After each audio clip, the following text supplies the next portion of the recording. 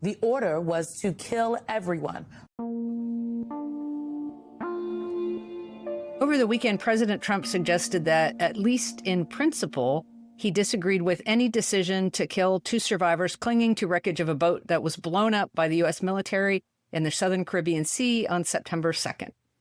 The story was reported late last week in the Washington Post, and it suggested that after an initial strike that destroyed that boat, which the administration claimed was running drugs, a follow-up attack to kill the survivors took place. Defense Secretary Pete Hegseth gave a spoken directive according to 2 people with direct knowledge of the operation. The order was to kill everyone. So many people have been killed as a result of government actions since Trump took office. I was talking to Secretary Hegseth, and you know what he said? He said, you know what, Mr. Vice President, we don't see any of these drug boats coming into our country. They've completely stopped. From hundreds of thousands overseas who have died due to the cutoff of USAID. 600,000 people, 2/3 of them children. That's 400,000 children. To those blown up in repeated illegal strikes on suspected narcotics traffickers. Admiral Frank Bradley is overseeing the U.S. military operations in the region, which have killed more than 80 people, despite the administration providing no evidence illegal drugs were on all the boats. It would be easy to dismiss the death of these 2 survivors as just 2 more humans killed in inhuman and extra-legal ways. And I said, I know why. I would stop too. Hell, I wouldn't go fishing right now in that area of the world. But so far, the response to these deaths has been different. This is called the fog of war. This is what you in the press don't understand. Last Friday, the Republican-led Senate Armed Services Committee announced that it was committed to vigorous oversight on the strikes. We're going to try to get to the facts. Over the weekend, Virginia Senator Tim Kaine said on Face the Nation, this rises to the level of a war crime if it's true. And the questions that we've been asking for months are, give us the evidence that the folks on board were really narco traffickers. In one instance, there were 2 survivors, one Colombian, one Ecuadorian, in a different strike. Instead of arresting them and prosecuting them, the U.S. picked them up and returned them to their countries of origin where they were released. So if they were narco traffickers, why would we do that? And Republican Congressman Mike Turner from Ohio said, obviously, if that occurred, that would be very serious. And I agree that would be an illegal act. As is typical when asked about it, the president spoke in convoluted ways. I don't want to comment on it. The answer is yes. But at least part of his intent seemed clear. He said, I don't know what happened, and Pete said he did not want that. He didn't even know what people were talking about. So we'll look into it. But no, I wouldn't have wanted that, not a second strike. The first strike was very lethal. It was fine, and if there were 2 people around, but Pete said that didn't happen. Today, I want to talk about this incident and some other recent developments and why they should bring us a little hope. It's not that any particular one of them clearly signals the end of Trump as a political force. It's more that more and more doors are opening that could lead to that possibility. I want to talk about a pattern that's emerging and what you can do to add to it. We don't just want people who mindlessly follow orders. We want people who think. While these boat strikes have been continuing, Senator Kaine tried and failed earlier this fall to get the Senate on board. The War Powers Act was passed in 1974. To vote that there could be no war against Venezuela without Congress's approval. The framers in 1974 of this act clearly intended that Congress should be able to have a vote and debate on this matter even before the initiation of war, so that Congress could be in a position to stop it before it begins. And Kaine is now vowing to reintroduce that legislation in the wake of the Post report about the second tap that executed the survivors of the boat who were seen floating in the water. You're right. I along with others, filed a resolution, no war in Venezuela or against Venezuela without congressional approval. It failed, but that was before all of these assets have amassed around Venezuela and before President Trump said that the airspace needs to be closed. People are unhappier with the president's apparent intention to start a war with Venezuela than with almost anything he's done so far.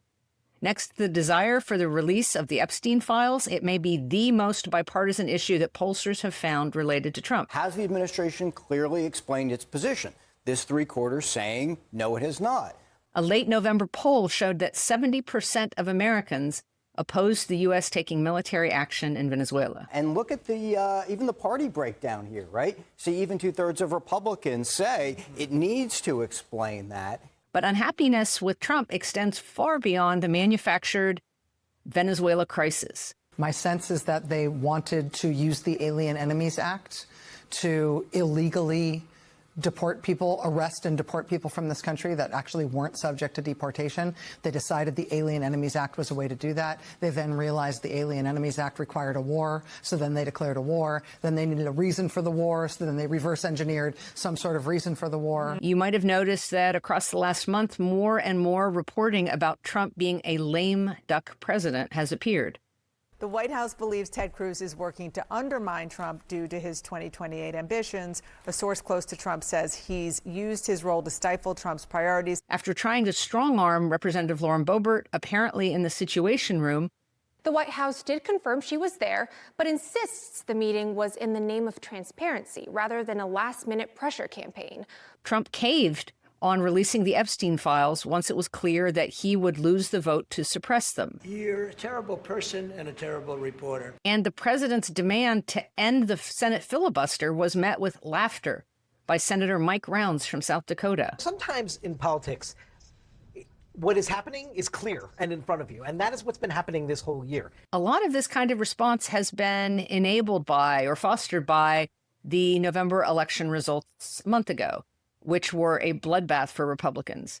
In special elections, in New Jersey and Virginia in November, in lots of other places across the country lower down on the ballot, and now here in the special election. And that is that Democrats are significantly overperforming. They are now worried about their prospects in next year's midterms. They're doing it in some blue places where he made big grounds with voters of color, young men, and the like. They're doing it in ruby red districts like tonight in Tennessee's 7th. Still, this trend began before the elections actually took place. The majority of justices appeared skeptical during oral arguments that the president can use a federal emergency power law passed back in the 1970s to unilaterally impose tariffs. The last week in October, the Senate voted 3 times to limit or reverse tariffs Trump had announced earlier in the year. Joining now is the Secretary of the Treasury, Scott Bessent. The effects of those votes are limited because the House would also have to pass any measure limiting the president's power. And even then, more Republican senators would have to defect before the legislation could have a veto-proof majority. Tariffs have already brought you, what, $200 billion or so. If the Supreme Court goes against you in this upcoming decision, are you going to have to pay back? The U.S. government will have to pay back $200 billion in tariff revenue already collected. What's the backup plan? But the number of elected legislators willing to stand in a public way against the president is growing. This is one of President Trump's signature policies, and traditionally the Supreme Court does not interfere with a president's signature policy. It's a start. While the world waits to see if the Supreme Court strikes down the president's tariffs, Costco is not taking any chances. The very popular wholesaler is suing the Trump administration to get a full refund of new tariffs it paid so far this year. We see the trend elsewhere, too. Indiana State Senator Michael Bohasek has said he'll vote against the redistricting measure that President Trump has pressed a number of red states to adopt, hoping to gain Republican seats in the House of Representatives. I am, in fact, a firm no. I've seen the maps. They were just released yesterday, and it just really further strengthens my opinion that this is really not the best way the state of Indiana needs to go. Bohasek, who has a daughter with Down syndrome, has said publicly about the matter that he is doing it because of dehumanizing language from Trump himself. At some point, we have to stand up, and you can't validate slurs like that and rhetoric like that. This is not the first time our president has used these insulting and derogatory references, and his choices of words have consequences, Bohasek said. I will be voting no on redistricting. Perhaps he can use the next 10 months to convince voters that his policies and behavior deserve a congressional majority. Because how do we expect our children to not use terms like this, to be respectful of each other, when the most powerful person in the world is using them. Other Republicans in the House are looking at retiring. Troy Nehls of Texas has said that he will retire from his seat in the House of Representatives rather than running again in 2026.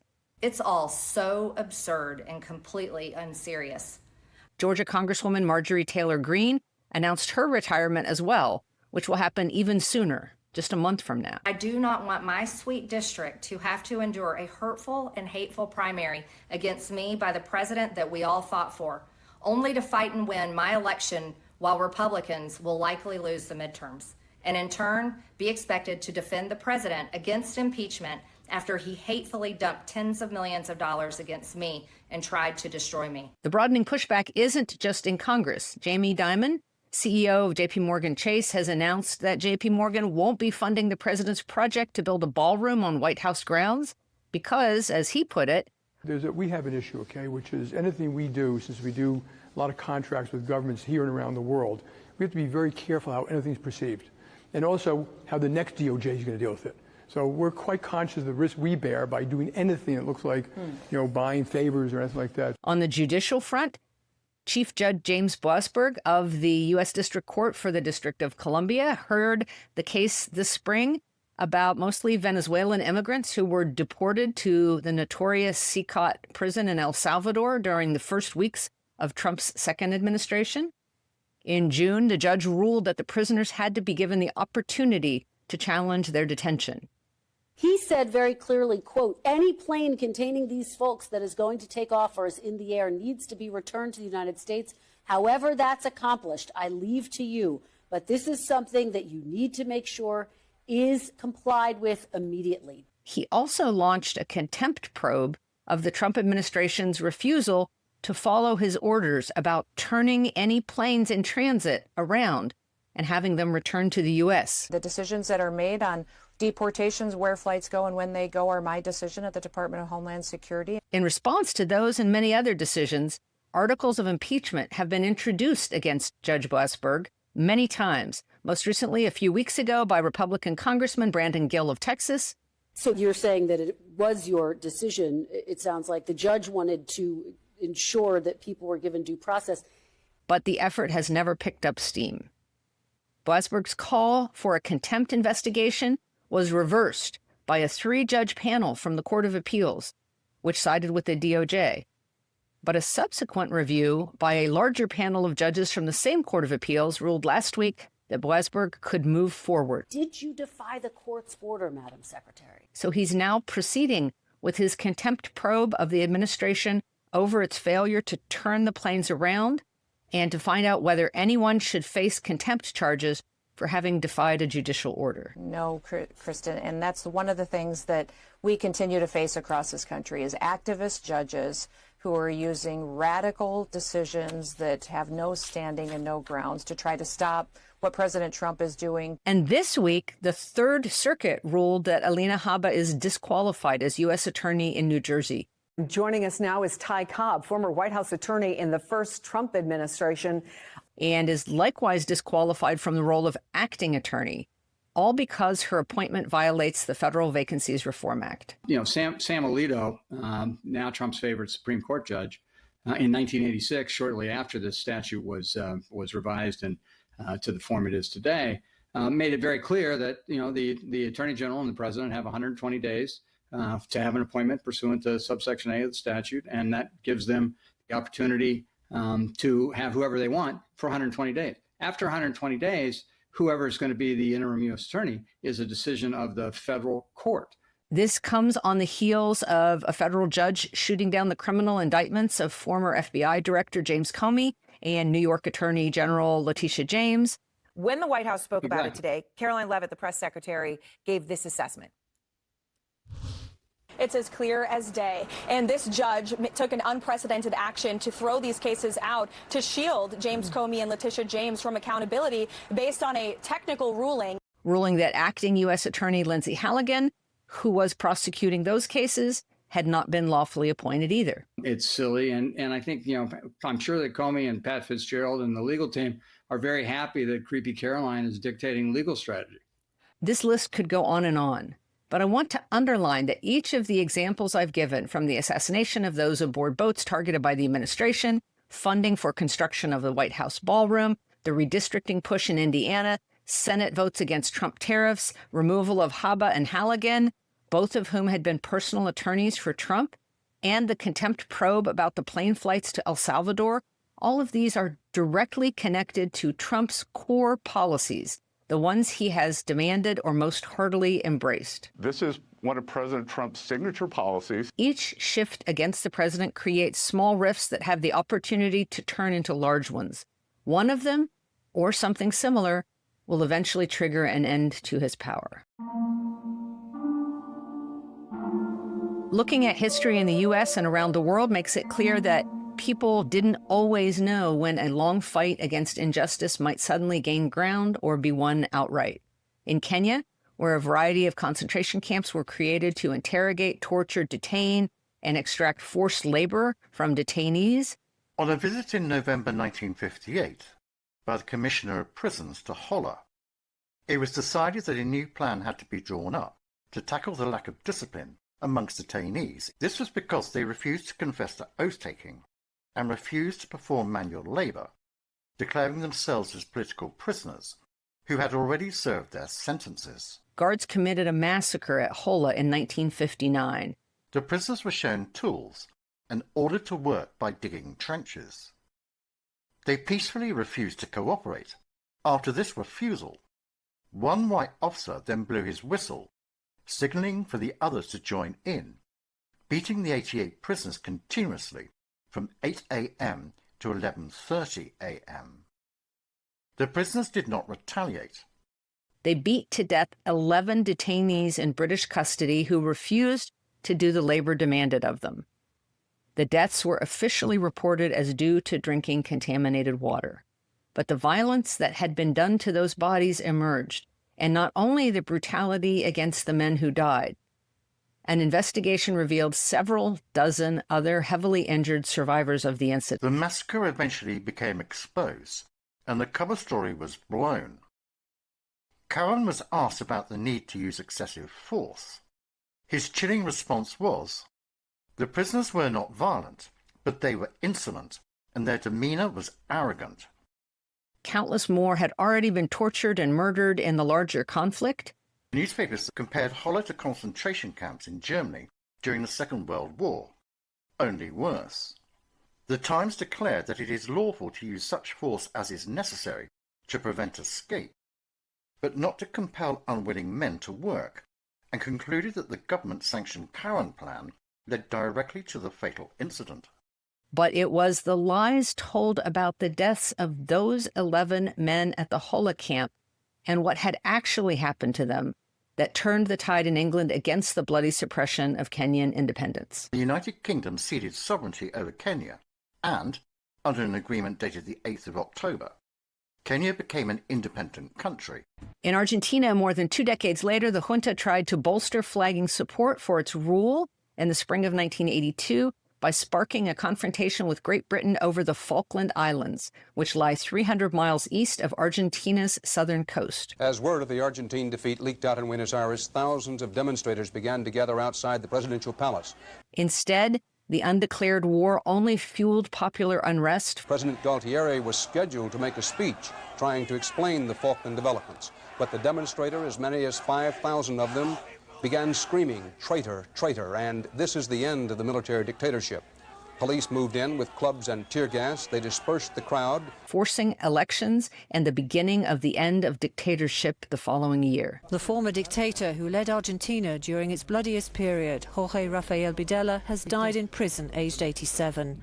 Videla was jailed in 2010 for the deaths of 31 dissidents during the 1976-83 military dictatorship. Thousands of people disappeared during this period known as the Dirty War. With Watergate in the U.S., roughly a year of illegal activity aimed at re-electing Richard Nixon was followed by a landslide victory by him. Nixon overwhelmed his Democratic rival, Senator George McGovern. He carried every state but Massachusetts. By January of the following year, and before Nixon could even be inaugurated, G. Gordon Liddy and James McCord were on trial for the Watergate break-in as 5 of their co-defendants pled guilty. In July, Nixon assistant Alexander Butterfield explosively revealed the existence of Nixon-installed recording devices throughout the White House. Those tapes were subpoenaed. However, Nixon refused to release them, citing executive privilege. But it took nearly a year and a half after that for the House of Representatives to begin impeachment hearings.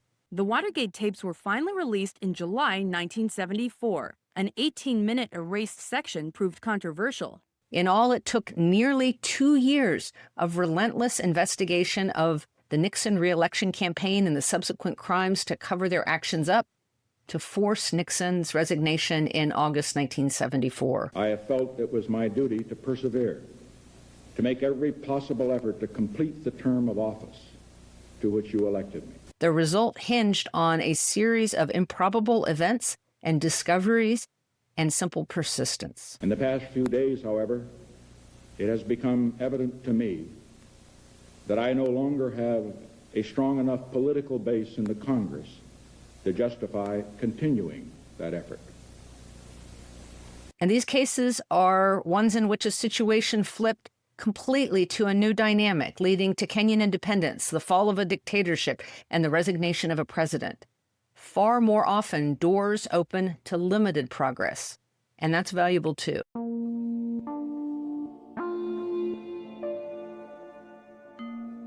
In Guantanamo, the Supreme Court deferred mightily to President George W. Bush and his treatment of those he claimed were detained as enemy combatants, even where no evidence had been presented for any classification. 3 years into the war on terror detentions at Gitmo, the Supreme Court established that U.S. courts did in fact have jurisdiction there and could rule on the detainees who were held. More importantly than our position being vindicated is a repudiation of the position of the government that they could have a lawless zone where they could do what they wanted to. And in fact, as we have seen, one of the results of that lawless zone was the treatment of those detainees, which was then transferred to Iraq, and we've all seen the pictures from Abu Ghraib that resulted from that. 4 years after that, in 2008, the court ruled that detainees had a right to the writ of habeas corpus to have their claims of unlawful detention heard, as well as declaring part of the Military Commissions Act unconstitutional. It's the third high court ruling on the subject. The previous 2 times the administration of the Republican-controlled Congress changed the law to block detainees from court. President Obama took office the following January and declared torture off limits and began his failed attempt to pressure Congress into closing Guantanamo. The original premise for opening Gitmo, that detainees would not be able to challenge their detention, was found unconstitutional 5 years ago. Hundreds had already been released under Bush, and Obama continued that trend, as did Biden. Yet the detention facility was never closed, helping to lay the groundwork for the kind of fusion of military bases and concentration camp-style detention we're seeing right now in the U.S. Nevertheless, those court cases and presidential actions laid the ground for the freedom of a lot of people who had been detained without due process. After more than 20 years of being imprisoned without charge or trial at Guantanamo Bay, the Pentagon's transferred 11 Yemeni men to Oman to restart their lives. This latest push at the end of the Biden administration brings the total number of men detained at Guantanamo down to 15. A total of 780 men have been detained at Guantanamo since 2002. I think sometimes people forget about the value in jamming a bad process for the additional people who never got caught up in it in the first place, those who would have been caught up in it if it hadn't been stalled. If you can't save everyone, you can often save someone. And if you can't save someone, you can prevent somebody from ending up in that same place. And given that it's the 70th anniversary this week of Rosa Parks' refusal to leave her seat on a Montgomery, Alabama bus in 1955, the conventional wisdom about her is, oh, this was just a woman who got on the bus, she was tired, her feet hurt, she didn't want to get up. I want to mention that action and the bus boycott as a whole. Rosa Parks had been involved with social justice issues for years before she refused to give up that seat. But that does not take into account her incredibly amazing political consciousness, the training that she had. The boycott by African Americans afterward destroyed the bus line's profitability. She had been trained as a political activist, working as field secretary for the Montgomery chapter of the NAACP. The company capitulated, but the state and local authorities tried to strengthen laws to maintain segregation anyway. She was part of a community of women activists at local colleges who were organizing to take on segregated buses for the purposes of ending that practice. The courts weighed in, even as the state continued to appeal the court decisions. The Supreme Court's final ruling declaring bus segregation unconstitutional was handed down in November 1956. Her story tells us that you don't have to always have been a leader to do something important and to make an impact, and that you don't have to be a big personality or a loud person to take a stand, that you can be a sort of quiet person of principles. Yet that wasn't even the first bus boycott. And though it sparked the public rise of Martin Luther King Jr., the matter was far from settled. The wave of freedom riders wouldn't take up the mantle for desegregation on interstate buses until 1961. And much of the hardest work of the civil rights era lay ahead. So I don't want to pretend that all victories are definitive, or that in most cases you can even identify a singular turning point that marks the downfall of authoritarian abuse, as the publicizing of the Holo Massacre did for Kenyans. Even in that case, it was years of torture, censorship, forced relocation, and death that kept the struggle alive in the first place. You know, these sort of quiet people and people who work behind the scenes are important to the history of social change. If you wait for the odds of certain victory to act, you'll never do anything. It all starts with smaller actions. It starts with going against the odds. And the strangest possibilities can sometimes lead to the biggest gains. So open every door you can to the future that you want to see. One thing I'd like to add about the Venezuelan boat story is that nearly 3 months ago, it was Nick Turse of The Intercept who broke the story that the September 2nd boat strike had included follow-up strikes killing survivors. That story made a small splash, but one that was not nearly as large as the response to coverage from the Washington Post late last week. The worst Secretary of Defense in history, and I think that's unquestionable, is having the worst week of his career. And that, my friends, is saying something. Sometimes you might be on the first wave of people calling attention to lawbreaking or a growing crisis or an inhumane policy. And it might not be your action that breaks through to popular perception, but it still paves the way for someone else to pay attention, to report, or to take action. I've written before about remembering that one day Trump will be gone, and lately it seems as if some of his allies are finally becoming aware of that eventuality. I refuse to be a battered wife, hoping it all goes away and gets better. But my point today is more that not only should we be trying to build the world we want to live in after he vanishes from the scene, but we can also be taking small actions that poke holes in the network and the structure and the corruption that are expanding right now. There is so much money coming down to put your neighbors into camps, to abuse protesters, and worse. Every part of that gets blocked is a win. A federal judge says ICE must obtain a warrant to arrest non-citizens, and only when the immigrant is deemed a flight risk can they arrest without a warrant. The nursing student detained by ICE after this traffic stop in Mesa County last June was one of the plaintiffs in the lawsuit challenging the ICE practice of warrantless arrests. All this is not to say about any individual moment, like the boat strikes or the Epstein files. Here we go. This is definitely going to be what ends him. Sit back and watch what happens now.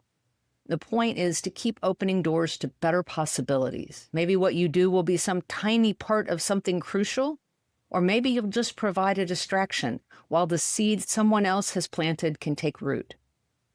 There are people who are not ready to be brave or to take physical risks, but who are ready to do something. And sometimes one thing becomes the other when you least realize it can make a difference.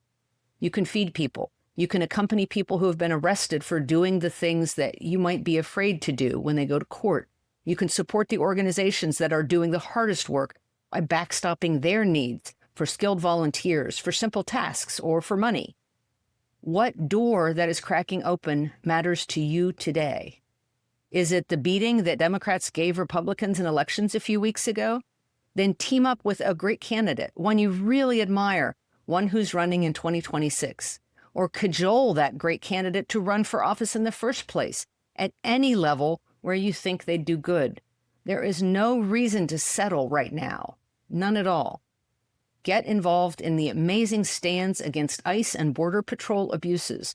They are unfolding around the country and doing important work in New York, Chicago, and coast to coast. Local government and community action is still a place where you can make a huge difference. I was talking to a minister just the other day, and while he doesn't preach party politics from the pulpit, he talked about how he focuses on the biblical aspect of helping neighbors and getting the church involved. As pastors, we, the bishops of the United States, are bound to our people by ties of communion and compassion in our Lord Jesus Christ.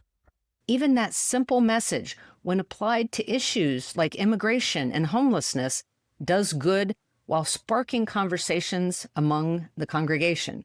And we are disturbed when we see among our people a climate of fear and anxiety around questions of profiling and immigration enforcement. Because if church members find themselves resisting those missions in the community, he wants to encourage discussion and contemplation about why. I think we have to look for ways of treating people humanely, treating people with the dignity that they have. He is trying to save souls, literally and metaphorically. When people are living good lives, and many of them for 10, 15, 20 years, to treat them in a way that is extremely disrespectful, to say the least. And his mission may be to tend to his flock while serving humanity, but most of us have a lot more flexibility. I think that the bishops have been very clear in what they said, and I think that I would just invite all people in the United States to listen to them. We can go be part of whatever cause most beckons to us in this moment. Do the big things where you can. And if you can't do those, the small things are really important too. Go right to the edge of what you can do, see what's possible, and keep moving. And that's it. Thanks for listening to Next Comes What. Please share this with one person who's looking for ways to survive this mess. To support this podcast, please become a paid subscriber at AndreaPitzer.com and consider giving Next Comes What a 5-star review where you get your podcasts.